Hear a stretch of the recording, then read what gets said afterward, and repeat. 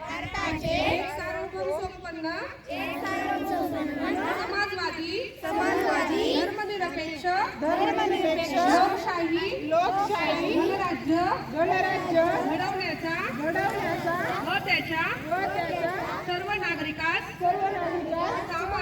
सामाजिक आर्थिक व राजनैतिक न्याय विचार अभिव्यक्ती विश्वास श्रद्धा व उपासना यांचे स्वातंत्र्य दर्जाची व संधीची समानता निश्चितपणे प्राप्त करून देण्याचा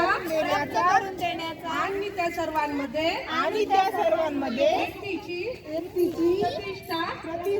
व राष्ट्राची एकता आणि एकात्मता यांचे आश्वासन देणारी बंधुता प्रवर्धित करण्याचा संकल्पपूर्वक निर्धार करून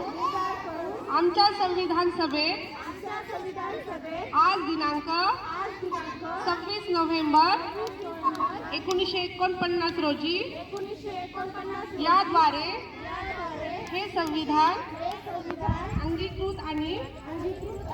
अधिनियमित करून स्वतः अर्पण करत आहोत.